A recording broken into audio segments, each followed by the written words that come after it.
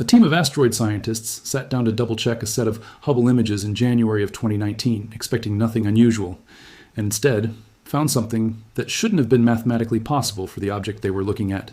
Stick with me, because I'm about to walk you through the full story of NASA's Lucy mission, the strangest discoveries it has already made without even reaching its real destination yet, and why the next few years of this mission could genuinely upend what we think we know about how the planets formed. And if you want real space stories built entirely from published research instead of guesswork, subscribe now, because there's a lot more of this coming. Let's rewind to where this whole mission actually started, because the setup here is unlike almost any other spacecraft NASA has ever built. In January of 2016, NASA announced it was funding a new mission under its Discovery program, a category reserved for smaller, faster, and cheaper projects that still aim to answer major scientific questions. They named the mission Lucy, after the famous 3.2 million-year-old hominid fossil discovered in Ethiopia back in 1974, a fossil that reshaped scientists' understanding of human origins. The idea behind the name was simple. Just as that fossil helped explain where we came from, this spacecraft was designed to help explain where the solar system itself came from, by traveling somewhere no spacecraft had ever gone before. Not Mars, not an outer planet, not even the main asteroid belt everyone already knows about.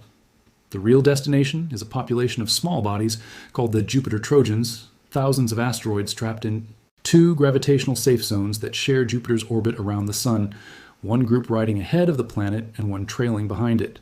As of the mission's planning, roughly 7,000 of these objects had already been cataloged, and researchers believe there could be just as many Trojans out there as there are asteroids in the entire main belt between Mars and Jupiter. And despite that staggering number, not one of them had ever been visited by a spacecraft. Here's what makes the Trojans worth an entire 12-year mission. Scientists suspect these objects are essentially frozen leftovers from the earliest chaotic period of solar system formation, material that got gravitationally locked into place early on, and has largely sat undisturbed ever since. Unlike material closer to the Sun, which has been baked, melted, and reprocessed repeatedly over billions of years, the Trojans may still preserve something close to their original composition. Studying them isn't just about counting rocks. It's about reading a chemical record that has barely been touched since before Earth existed. Lucy launched in October of 2021, and the trajectory NASA designed for it is honestly one of the most complicated flight paths ever attempted. Because of how the orbital mechanics work out, using a sequence of gravity assists from Earth to build up speed, the spacecraft is set to fly past not one, not two, but 8 separate small worlds up over the course of 12 years. That's more individual targets than any single spacecraft has visited in the entire history of space exploration. Before Lucy even reaches the Trojans themselves, its path takes it through the regular asteroid belt, and mission planners realized they could squeeze in a couple of bonus flybys along the way essentially for free, since the spacecraft was already flying through that region anyway. That decision turned out to be one of the smartest calls in the mission's history, because before Lucy had even reached its main targets, those bonus flybys had already produced 2 genuinely strange discoveries. The first happened in November of 2023, when Lucy swept past a small main belt asteroid named Dinkinesh, which happens to be the Ethiopian name for the original Lucy fossil. From Earth, Dinkinesh looked like nothing more than a faint, unremarkable point of light, roughly half a mile across. As the spacecraft closed in, researchers noticed something strange sitting right next to it in the images, a second, much smaller object that hadn't shown up in any ground-based observations at all. Dinkinesh had a moon. That alone would have counted as a solid discovery for what was meant to be a quick warm-up flyby. But then the follow-up analysis revealed something even stranger. That tiny satellite wasn't a single simple rock either. It was itself a contact binary, essentially 2 smaller lobes gently touching, orbiting together as one object, like a snowman quietly circling a slightly larger asteroid nobody had thought twice about before. Finding a moon around a random test-run asteroid was already a bonus. Finding out that Moon was itself a 2-part fused object hinted that this kind of gentle, slow-motion merging might be a far more common process throughout the asteroid belt than anyone had previously assumed. If you've never heard of a moon orbiting an asteroid having its own 2-lobed structure before this video, drop a comment below, because most people haven't. And it's exactly the kind of small detail that quietly forces scientists to rewrite assumptions. Then, in April of 2025, Lucy reached its second bonus target, a main belt asteroid named Donaldjohanson, named after the paleoanthropologist who discovered the original Lucy fossil back in the 1970s. Earlier telescope observations had suggested it was elongated and slow rotating, spinning once roughly every 10.5 days. Nobody expected much beyond confirming that basic shape. Instead, close-up images revealed a peanut-shaped object made of two distinct lobes joined by a narrow neck, evidence of an ancient, violent collision that shattered its parent body roughly 155 million years ago, with the pieces slowly drifting back together ever since. And the way it moves is even stranger than its shape. Rather than spinning cleanly around a single axis, like most asteroids and planets, Donaldjohanson tumbles through space, on two axes simultaneously, rotating end over end on one cycle, while also slowly nodding along its long axis on a separate, longer cycle, something ground-based telescopes had never been able to detect at all. Researchers believe the cause is something called the Yorp effect, a process where sunlight striking an uneven surface gets re-radiated back out as heat, producing an incredibly faint recoil force. On a perfectly smooth, symmetrical object, those tiny forces from different areas would cancel out completely. But because Donaldjohanson is lumpy and irregular, they don't cancel out. And over the course of 20 to 60 million years, that faint, constant pressure from sunlight alone gradually slowed the asteroid's spin down to the wobbling state Lucy observed, dragging loose surface material downhill in the process and smoothing out craters along the way. And tucked into the spectral data was something researchers really weren't expecting from an object this small and this far from the sun, evidence of iron-rich clay minerals, the kind that only form through prolonged contact with liquid water. Not ice, not vapor. Liquid water, present at some point deep in this object's ancient past, leaving a permanent chemical signature behind that survived 155 million years and counting. Now here's where the story shifts, because everything covered so far happened before Lucy ever reached the actual point of the mission. The real target list starts in August of 2027, and this is where things get genuinely unresolved, because Lucy's very first Trojan flyby is built around a scientific puzzle that researchers still can't fully explain. The target is an asteroid called Eurybates, and it was chosen specifically because it's the largest surviving fragment of the only confirmed collisional family ever identified among the Trojans, a group of roughly 100 smaller asteroids that all trace back to the same catastrophic ancient breakup. Studying the largest chunk from that shattered family is essentially the closest thing scientists have to cracking an asteroid open and looking at what's inside, without actually flying a mission to do exactly that anywhere else in the Trojan population. But here's the part that doesn't add up cleanly. Eurybates is what's called a C-type asteroid, a spectrally neutral, carbon-rich composition that's extremely common back in the main asteroid belt, but shows up in less than 10% of Trojans. And of that small percentage, most of them trace back to this exact same collisional family. Researchers find that deeply strange, because it seems statistically unlikely that the single object involved in the only known disruptive collision among the Trojans would also, independently, belong to such a rare compositional class.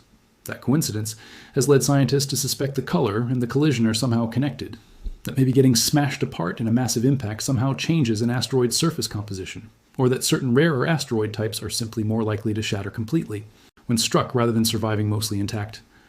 Nobody has been able to prove which explanation is correct yet. The 2027 flyby is essentially designed to help settle a genuine open debate in planetary science. And just like with Dinkinesh, Eurybates comes with its own bonus. Back in January of 2019, while cross-checking archival Hubble Space Telescope images taken across 2018 and 2019, the Lucy science team noticed something faint sitting right next to Eurybates that shouldn't have been there. A tiny satellite, more than 6,000 times fainter than Eurybates itself, suggesting a diameter of less than a kilometer. It later got an official name, Queta, and Lucy will pass by it at a distance of roughly 1,000 kilometers during the same 2027 encounter, meaning this single flyby will study two previously unvisited objects at once. What's stranger still is that Queta's orbit is unusually close to circular, when collision models generally predict that a satellite forming out of a violent impact should end up on a stretched eccentric orbit instead. Right now, researchers genuinely do not know why Queta's orbit came out so neat and tidy, and it's sitting there as an open question waiting for better data. Eurybates isn't the only target hiding a surprise either. The very next flyby after that, scheduled for September of 2027, targets an asteroid called Polymele, a P-type object, meaning it belongs to a much redder, more organic-rich class of asteroid that no spacecraft has ever visited up close before.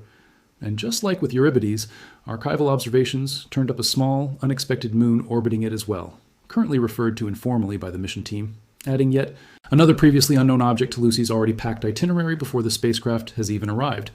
2 flybys in a row, each one carrying a bonus target nobody originally planned for. After that, Lucy moves on to 2 D-type Trojans, Leucus and Orus, both dramatically redder in color than Eurybates, hypothesized to be rich in organic compounds and volatile material, the kind of chemistry that may have rained down onto the early Earth and contributed raw ingredients toward the eventual chemistry of life. One of them, Leucus, rotates unbelievably slowly, with a single day lasting nearly 450 hours, meaning its surface likely swings between extreme heat and extreme cold far more dramatically than any of Lucy's other targets, offering researchers a natural experiment in how that kind of thermal stress reshapes a surface over billions of years. Then, finally, in March of 2033, more than a decade after launch, Lucy will reach its last and arguably strangest target of all, a true binary pair. Named Patroclus and Menoetius, two roughly equal-sized asteroids locked in orbit around each other, rather than one large body with a small moon attached. No spacecraft has ever closely examined a binary system quite like that anywhere in the solar system. Step back and look at the full picture here, because it's worth appreciating just how unusual this entire mission actually is. One spacecraft, a single launch, visiting 8 completely different small worlds spanning 3 separate compositional classes, discovering bonus moons around at least 3 of them before even reaching most of its targets, all while flying a 12-year trajectory that uses Earth's own gravity as a slingshot multiple times just to reach the right spot in space at the right moment. Mission scientists have described the diversity among these objects as one of the biggest surprises to come out of ground-based observations, even before Lucy launched, because nobody expected asteroids sharing the same general region of space to differ so dramatically from one another in composition and color. Right now, Lucy is deep into what the team refers to as the quiet cruise phase, the long, uneventful stretch of the mission where the spacecraft is simply traveling, conserving fuel, and slowly closing the distance toward its 2027 targets. Even so, mission scientists have already started using this downtime productively, turning Lucy's cameras toward its future targets from hundreds of millions of miles away, capturing faint test images that appear as nothing more than pinpricks of light drifting against the background stars. These images aren't meant to reveal anything scientifically yet. They're calibration runs, making absolutely sure the instruments are dialed in perfectly before the real encounters begin, because, unlike an orbiter, Lucy gets exactly one narrow window per target to gather everything it possibly can before moving on forever. That's really the detail worth sitting with as this mission heads toward 2027. Every discovery covered in this video, the 2-lobed moon around Dinkinesh, the wobbling water-bearing shape of Donaldjohanson, happened during flybys that weren't even the actual point of the mission. They were bonus stops along the way to somewhere else. If detours alone produced results significant enough to get published in major planetary science journals, it raises an obvious question about what's waiting at the real targets, objects specifically chosen because they already contradict what models predicted, carrying satellites nobody expected, orbiting on paths that don't match the physics researchers thought they understood. We're less than 2 years away from finding out, and this channel will be covering every single flyby the moment real data starts coming back. If you want to be here for that, subscribe now and turn on notifications, because Lucy is quietly closing in on some of the strangest, oldest, and least understood objects in the entire solar system, and the world has genuinely never seen any of them up close before. Thanks for watching, and I will see you in the next one.